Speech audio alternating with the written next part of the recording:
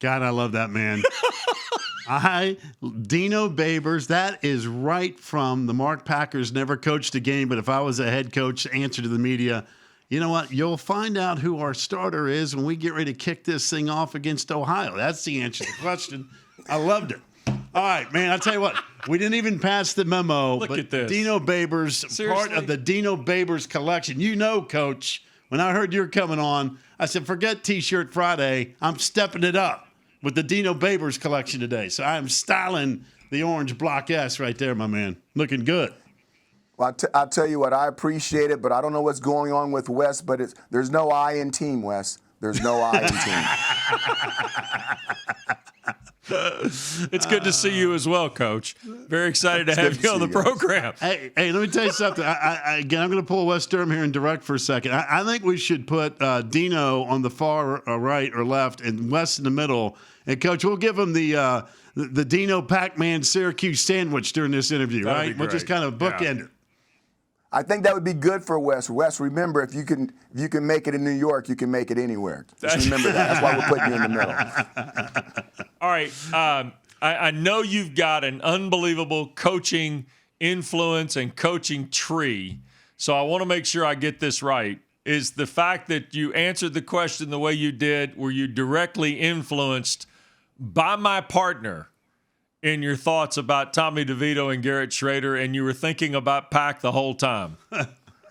You know what? Really not. Really not. You know, to me, this is how things go. I think, you know, the media is great, and name, image, and likeness is fantastic, and social media is something we didn't grow up with. We grew up with black and white television, and now you got TVs on your phones and your watches. It's all great, but sometimes things just need to happen at the right time, and sometimes you don't need to put all that stuff out there.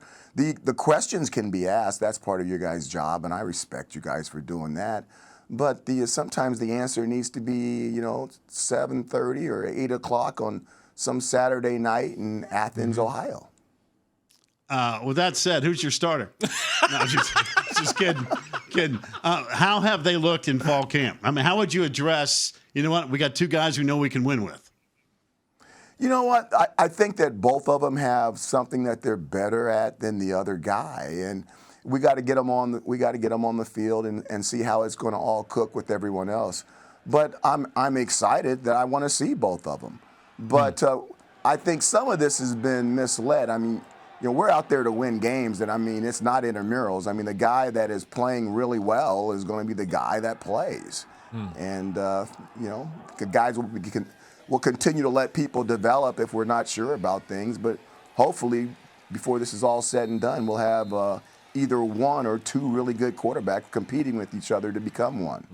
Dino, I literally just had a phone call yesterday with Dan Hawkins. Did you just give me a Dan Hawkins, this ain't intramurals? Did you just go there with me? I'm just asking. You know, I just got off with the phone with Coach yesterday.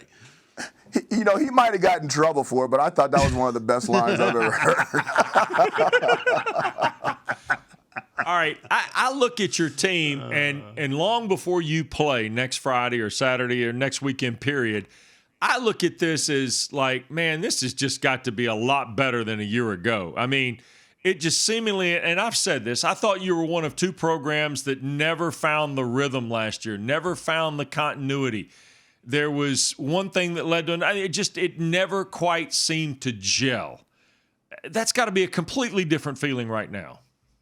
Well, there's no doubt. You know, I got an older brother, I got a younger brother. My older brother is the car guy. He's like, anything about cars he's got 4 or 5 of them. When I need to buy a car, I call him. He tells me what to go get, and I go get it. I mean, last year was like a car without an engine. You know, we had the chassis, we had the body, and everything. The interior looked really good, but with that offensive line being down, we had no horsepower. And to get some of those guys back and to get those guys back to where we can actually start to call some stuff and do some things is kind of exciting. Coach, a lot of starters back. This is kind of going to be a unique year. Dave Clawson told us the other day he thinks it's going to be the greatest year ever in college football because you got super seniors. You got a lot of teams with a lot of experience. That includes your team. Again, I go back to fall camp, and everybody's talking about the quarterbacks and all that stuff. But you know what? Defensively, your team's got a chance to be pretty good. You got some dudes that can make some plays. We've got most of our super seniors are back on the defensive line, and we needed all those cats to come back. And we're really excited about the commitment that those guys have made. And we need those seniors, not only on defense and on offense, to be the leaders on this thing. I mean, they came back for a reason. These guys got their degrees, and they came back to see if they can make it different. And the coaches and myself are doing everything possible to make sure that this comeback is going to be something that they can talk about for a long time. All right. Now, Tony White's unit is also full of not only super seniors, it's full of a lot of young guys that got thrown into the deep end of the pool now. I mean, Garrett Williams got thrown into the deep end of the pool, Carter, Hannah, a lot of these guys. How valuable now in retrospect is that experience for what you're going to try and pull off this fall? Hey, I took a lot of losses for that experience. Okay, fair. Yes, fair. Right. Fair. No, seriously, I'm making a joke. But seriously, those guys have gotten, that experience is invaluable. They got an opportunity to play against ACC competition. And we knew it was going to be rough after we lost a couple of guys, Trill and Cisco. And, if he went through the entire year, what a warrior he was. But all three of those guys are gone, and now we're younger back there. We've got experience on the front. I think we've got some linebackers that can shake and bake. And now the guys on the back, they've been out there, and now we need them to be better. Physically, some of those guys have changed their bodies a great deal, and we're going to have to see how it pays off in the ACC. Coach, it's always interesting to hear coaches talk, spring to summer, summer to fall.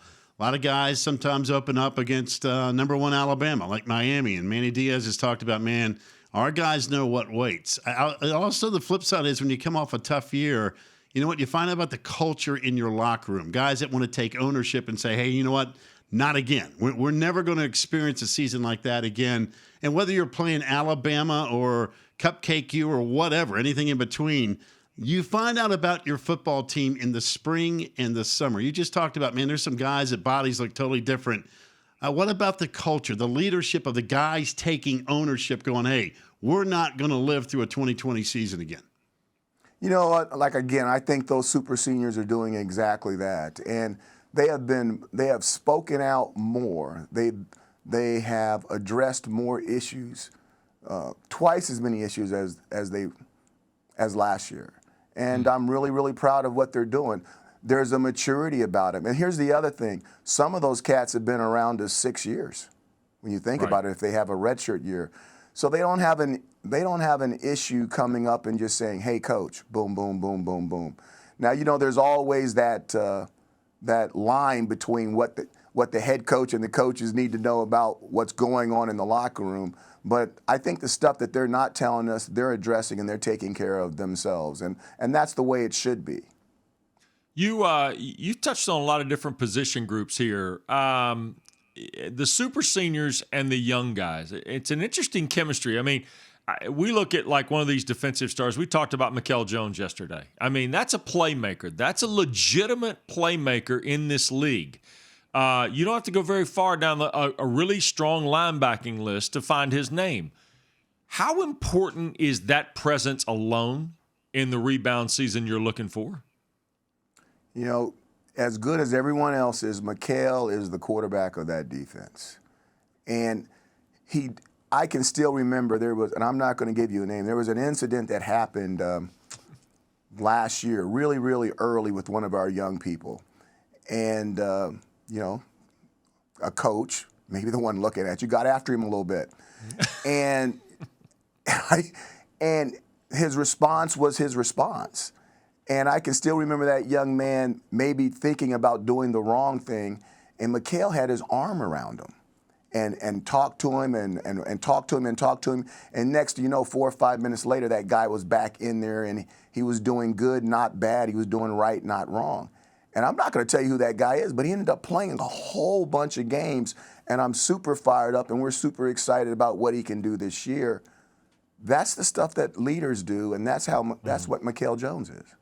Did he eventually get to the head coach and give him a hug too? I just want to make sure we hug this thing out before you start kicking that thing off. Hey, watch this. Nothing but hugs and kisses. We're really good with each other. By the way, I know the opener's on the road. The schedule's the schedule, but the anticipation of finally getting back into the new dome and everybody having a chance to experience it. I mean, we lost that in 2020 in college football, and folks have talked about, man, just wasn't the same playing at home for the most part. That's got to affect your football team, too. I know the anticipation of walking through that tunnel and what John Wildhack and everybody's put together there. I know you're fired up about that. I really am. And you talk about the young people that played last year, and those young people, excuse me, I'm losing my ear thing here. Those young people that were playing for us, they haven't even felt the dome yet. I mean, They're playing in front of an atmosphere. They've played 11 ACC games, and they haven't played in front of their home crowd yet. And we went down south, and there were some places that that were different, and they had fans. But when they come in this year, even though they played a whole year in the ACC, they're about to find out what their home field advantage looks like, sounds like, and feels like. You pulled no punches when you were here in Charlotte at the kickoff about this opener, Coach. You're pretty straight up about what Ohio is, and even though Coach Solich retired, and we wish him certainly the best with his health, but you're pretty blunt about how important a ball game it is. I think Pac's tried to tell folks this is not your normal road trip here. You need to go there and play really good football to win the game, right?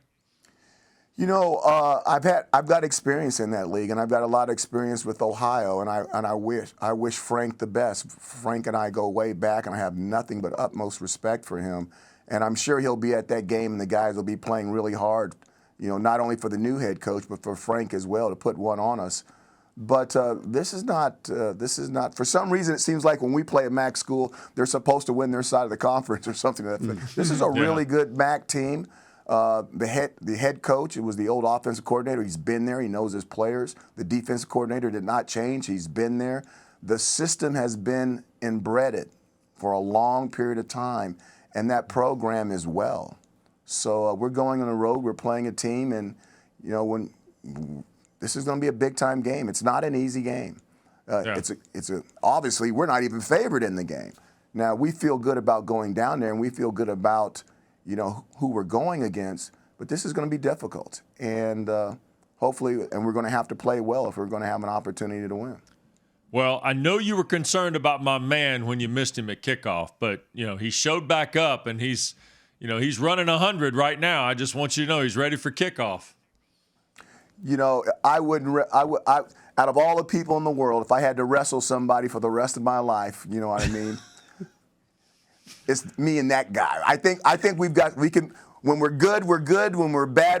It could be very entertaining for the rest of the world for a lifetime. I told you before we started this. We are brothers from another mother, my man. We are connected at the hip. And today we look like the Bopsy twins. We got that thing figured out. Before we let you go, though, I would be remiss, and I know you're concentrating on football, but this has been the craziest offseason with all the stuff going on, name, image, and likeness, and transfer portal stuff. We go down the whole list. Your take on the alliance, if you even have one. I'm curious. Way above my pay grade. Way above my pay grade. I've really been, and this is going to sound crazy, I've really been locked into other things. When we're in camp, we barely know what in the heck's going on. And there's so much stuff going on in the world. You guys know Afghanistan, the fires out north, the hurricanes coming up through the Gulf.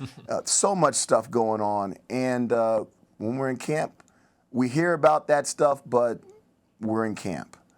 And, we're about to break, and we're about to get ready for another college football season. And hopefully we can stay COVID-free and have the stadiums full and get back to some normalcy back here. Wes, I'm glad that you're around. Mark, I'm glad that you're healthy again. And let's kick off this ACC and do it like it's never been done before. How about that? There you go. I like it. Rooting for you, my man. Hey, Coach, be well. Thanks as always for the time. Look forward to seeing you soon. All right, you guys, be good.